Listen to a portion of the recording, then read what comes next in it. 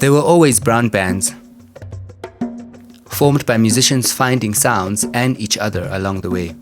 From Omaskanda traveling guitarist vocalists basking in duets, to the introduction of the penny whistle and other wind instruments such as the saxophone, pairing that to create marabi. In this part of the world, music making was always a communal gesture, and so it would make sense that there is a long history of group music making. This tradition transformed into small vocal ensembles and bands, adapting and creating new sounds and freedoms from the restrictions of the early city of Johannesburg.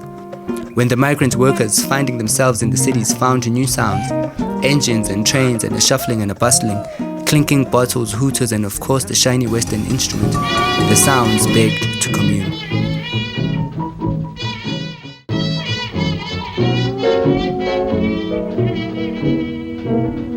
Oh, I came to Joburg, the golden city. Oh, what did I come here for? I'm a long way from home in Joburg City, so far away from my cross. Rehearsing, performing, entertaining, protesting, recording, freely gathering, music making, they did this until they no longer could. And this for various reasons, which we should call the politics.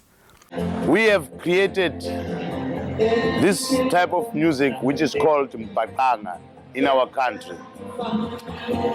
The reasons for us to make that music, it was through the political situation in our country.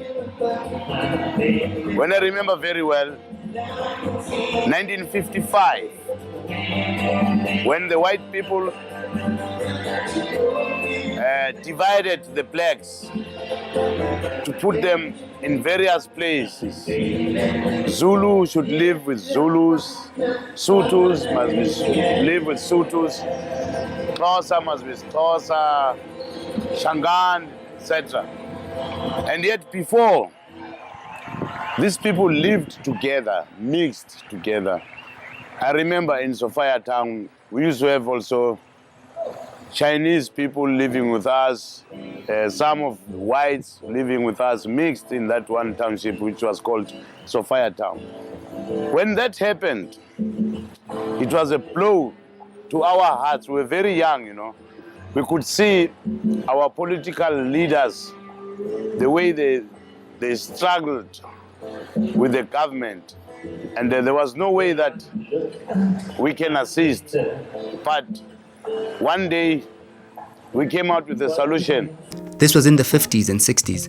There were bands, parts of a continuation of musicians who, according to Huma Sigela, engineered and realized how modern indigenous sounds could be interpreted and translated onto Western instruments. Mbaqanga was a process of discovering the collaborative effort of sound and brown bodies and Western instruments. According to Western Nkosi, an icon of this genre, named after a staple meal, mbaqanga was a homegrown sound that blended various influences and sounds found in the cities and townships. A lot of that music disappeared. It was destroyed and was censored by the apartheid government, largely because it was a cosmopolitan music, that in its philosophy it was against the separateness that the apartheid government espoused. It didn't fit into the traditional mold that the government of the time thought was indigenous music. So there started to be a huge influx of recording artists. Then the SABC back then opened I would say a radio department which was strictly dedicated to black people, which was called Radio Bantu. Bantu means people.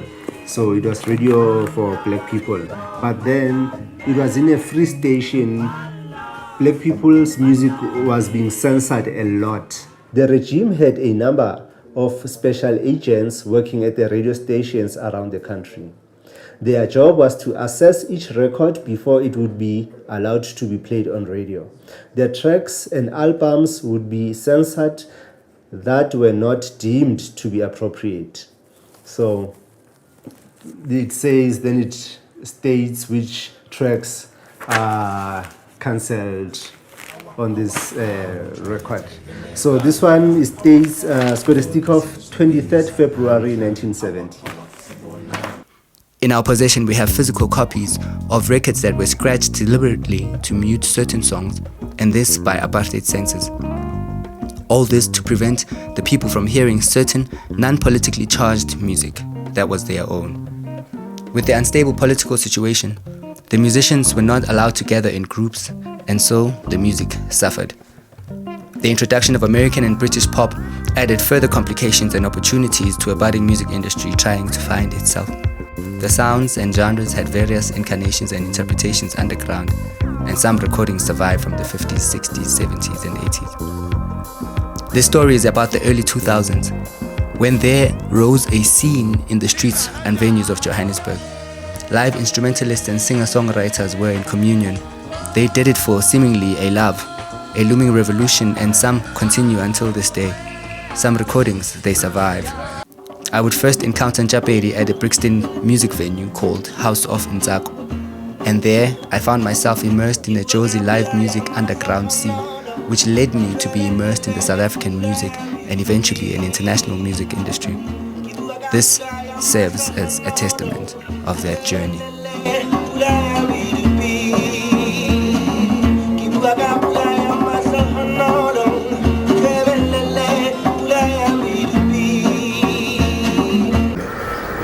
That elder, they produce themselves for Western Coast. Western Coast. I mean, That's it. I mean, that's one of the elders who used to tell us, "Uthi bafethu ningayeki lento. Hlalani ku life. Hlalani ku lento lena niyenze sise bafethu." As a musician in Johannesburg, I've always wished for and felt a certain energy in the air. It's a city where sounds collide, where history and innovation meet in a dance that's both frenetic and full of life. But behind the music, there's a network of spaces and people who've made it all possible. A scene that's nurtured creativity and kept the spirit of live performance alive, often against the odds. The spaces and venues where the musicians made the music were the heart of it all.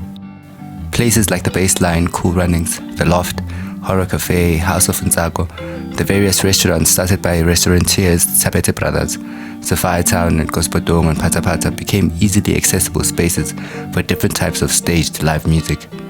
Africa Freedom Station and Kitcheners in Braamfontein became sanctuaries for musicians and audiences alike. We are, you and I, of the people who have turned booze holes into cathedrals. We have turned dodgy bars into recital rooms, because this music, it chooses its own people. These were not just stages. They were spaces where ideas were exchanged, where young talent could share the stage with seasoned performers, and importantly, where careers were created.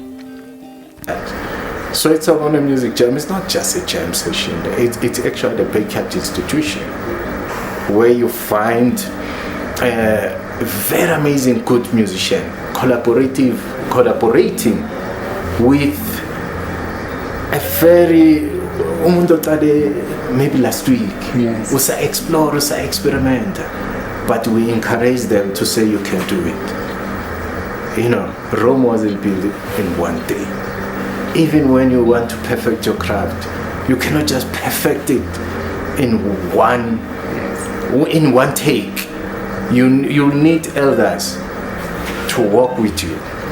So Savannah Music Jam Space is where we encourage the youth from township. As much as we lack spaces, there's a lack of venues in our townships. Each venue had its own vibe, its own story to tell. The Baseline, as an institution for instance, began as a club, moved on to become one of the most prolific live music venues, and now has pivoted into being a live music promotion company. It remains a cultural institution, a place where the history of South African music is both honored and is rewritten each night. But as much as the venues were crucial, the promoters played an equally vital role. They were the ones who believed in the music, who took risks on unknown acts, who built bridges between artists and audiences. I'd say the music creates the space. It's the innovative promoters who find these audiences and capitalize for themselves and the artists. Until a few years ago, it was not difficult to find a random musician with a full PA system, dancers, and performing for thousands of passengers who commute using the taxi system each day. But in the live music realm that I was hovering in, there were promoters who started realizing you could bring different bands together as disparate elements in the scene and create lineups that could shift from indie rock to jazz to Afrobeat in a single night at odd places. But it was an event, and these promoters understood that the power of music lay in its ability to connect people and to create community. Yet, as I participated in this scene with my own band, I couldn't help but notice the gaps, the challenges that came with trying to sustain a career in live music. Okay, tidal waves, reggae, they play ska, a hint of rock, Old band, been over 20 years, really good, really good. Underrated in our country, it's unfortunate. But yeah, these guys have been mentors to us, man. Like, they touch our hearts, So anyway, they're doing their unplugged set, and it's unfortunate also because when you hear the whole band, like it's like, yeah, these guys are back. But hey, it's life. Let's look, who's responsible for that? As creatives, we're responsible for our own craft. That's what we've realized. Yes. And it's what gave it gave back to Isawana Music Jam to say, guys, even if they're taking us as orphans of the craft, let's build our home and be beautiful and make sure that we are hip. Kule mikuku yethu about build the venue in our own backyard. This is the backyard. It's Isawana Music Jam. It's just in a forum house, but there's life there. There's some nice spirit, Yeah, good joy, For every venue that thrived, there were others that struggled to stay open, victims of gentrification or shifting tastes. Promoters too were often fighting an uphill battle, trying to secure funding, battling for audiences in a saturated market, and dealing with the logistics of putting on a show in a city where resources were often scarce. And yet, there were billions being dedicated to the arts sector. And though I might regard myself and my projects as one of the few lucky ones, as a musician, I experienced these dynamics firsthand. It wasn't always easy to find a space to perform, and even when we did, the financial rewards were often slim, and this for various reasons, until we had built a career that could sustain a predictable audience. In what's a good creative space? I'm a decision maker, I was born. But let's say there's a phone span. Is it busy at the end of the day? Yes. Yeah, maybe we're not academic enough, according to their perspective. But the real currency was the connection. The way a good show could bring people together, create a moment that felt bigger than the sum of its parts. I saw it in the eyes of the audience, in the way they responded to the music, not just as entertainment, but as something deeper, something that spoke to their experience of living in this complex, vibrant city. There were also other forms of support that were desperately needed, but not always available. Infrastructure, for instance, decent sound systems, reliable transportation for musicians, and their gear. And it's happening again. Okay, let's go. Where the Muffins have to now get themselves all smashed up in a sardine, or because they don't have transport to get to the next meeting. Don't fight it, Nta. This is life. Fight it, man. That's how it is, bro. But we like to thank our man right here. Doing something illegal. Adequate rehearsal spaces. These were the things that could make or break a live performance. Yet, they were often taken for granted or simply not available. If anybody can analyze a baby, I'm going to tell you, I get quite aware of live music venue Kaslak. Wonka Makas. Aguna live music venue. Yes. You name them from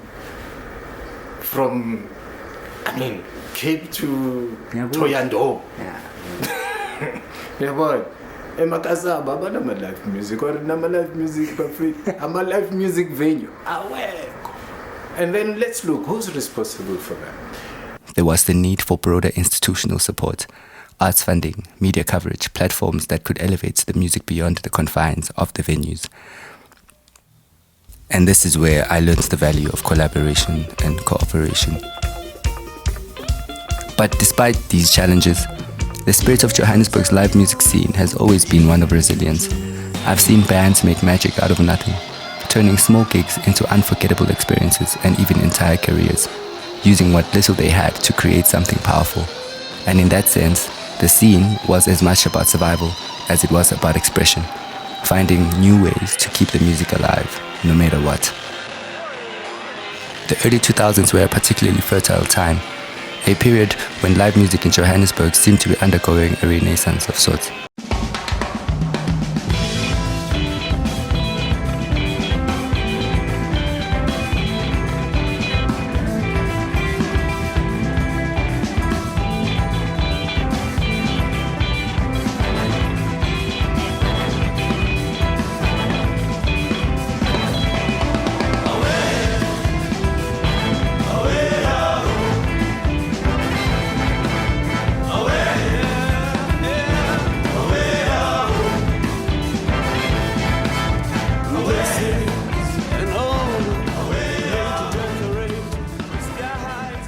Friday night and I'm all alone.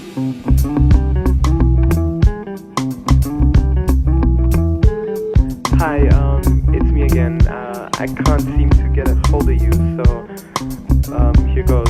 There's that thing happening at Topsnot tonight, and I was wondering if maybe you'd like to go. So please let me know, give me a call, or leave a message, whatever. She loves teddy bears and bunny rabbits, puppy dogs with dirty habits, golden hair that flows when she moves, taller than me in her new designer shoes. That's okay, we're not doing the call. I've been thinking about scoring after midnight driving. You're the one I'm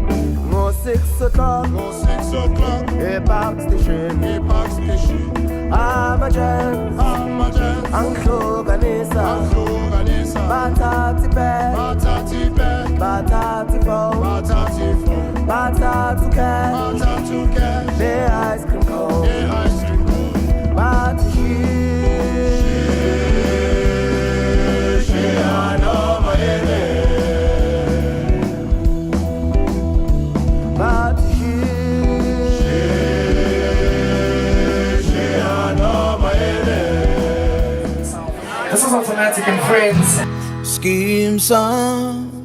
My baby's uyazivele wena ukuthi uyibadela me hey mangiphethe wena zonke ezinye izinto zivele zime oh khala machida khala bo baby bathi esa obhekele bari phethe lo mntana angithi yakubheka nawe baby hey uchize more scheme song feel my baby's I got him down abantu yababu bele bele noma silele mavuka ra ungishanga smile ngoba vele baby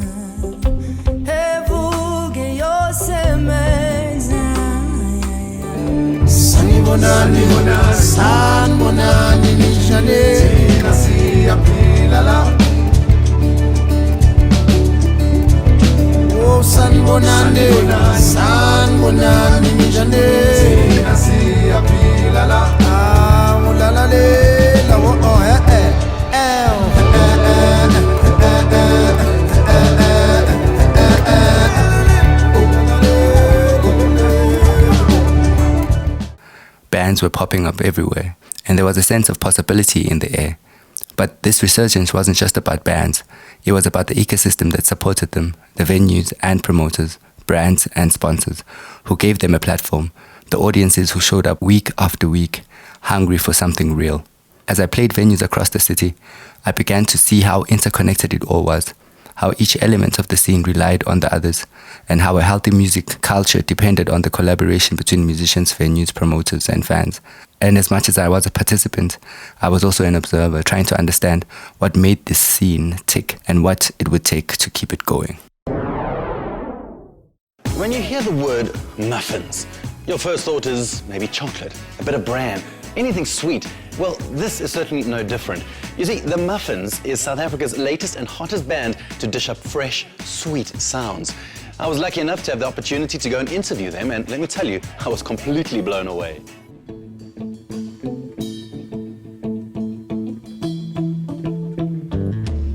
They are 5 young, talented soul brothers who were brought together by their love and connection to music, dishing up a different yet delectable sound.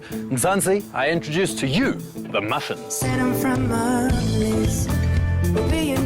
Made up of Simpiwe Kula and Sifiso Buthelezi on electric guitars, drummer Gregory Mabasela, bassist Karabu Mweketsi, and Mtabisi Sebanda on the acoustic guitar. This is a group that started with humble beginnings. And today we're hooking up with these young music makers at the University of Johannesburg, where their musical journey took to the sky. The Muffins with C. South Africa, Johannesburg. Oh yeah, that's good. I love it. The first thing the Muffins ever said was, have you heard? If you haven't, just know the Muffins are here to rule the world. Humbly say, I think this is the sound of South Africa right now. So good to have you guys here, man. Back again, of course, in our studios. Yeah, thanks. And you guys just keep doing big things. The Muffins' recipe for success lies within their skill of mixing musical ingredients that relay powerful messages that portray everyday life in South Africa. With 4 nominations in their name at this weekend's MTN Summer Awards, and that include Album of the Year, Best Newcomer of the Year, Best Duo Group, and Best R&B Soul Reggae Album, it's clear why the Muffins rule the world. Right now, a live performance right here from Sun City. Have you heard? Have you heard? How the Muffins rule the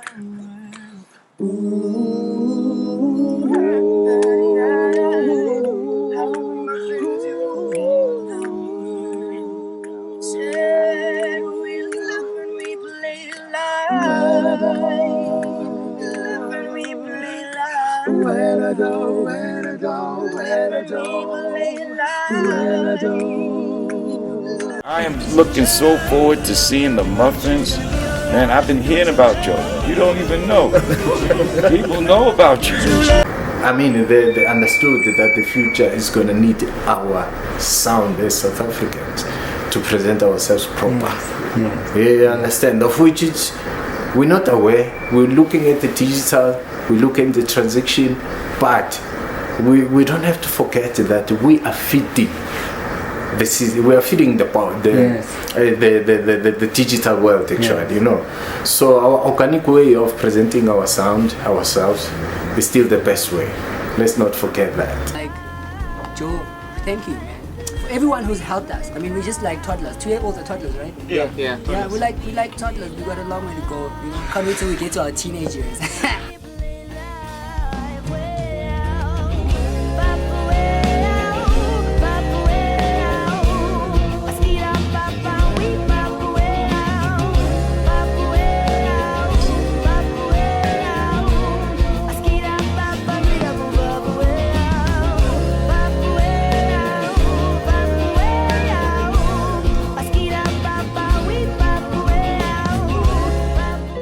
I don't know what value is held in the hope that, in some faraway individualistic future, others will have the certainty and confidence to know instead of believing that there were always brown bands in this city. Musicians finding each other and in turn finding the music. From the not-so-dusty streets of the city, dimly lit venues, they formed bands, always searching, always creating, and sometimes surviving. I stumbled upon that history and destiny when I started my own band as a solution. I was not going back to the township to be an unemployed graduate statistic. After learning about building brands in my communications and marketing qualifications, There was a way in which I visualized this entire thing working out without failure as an option. It's the same lesson that the ancestors who engineered this music lived by. There is music here, and we can live by it, with it, through it. Together under conditions that were often tough, we forged sounds that spoke to our struggles and joys. Some things changed for the better and others got worse, but through it all, the music endured. It always found its people. It found me, and I've insisted we find others. And today it continues. It creates spaces for itself and spaces for us. The bands, the sounds, they resonate with us and in turn into something bigger. Brands that will outlive their members and carrying the legacy of this city's creative spirit, which is premised on digging deep in the underground. Because in Johannesburg, another way to survive is to create something out of nothing. It's what we've always done, living life live.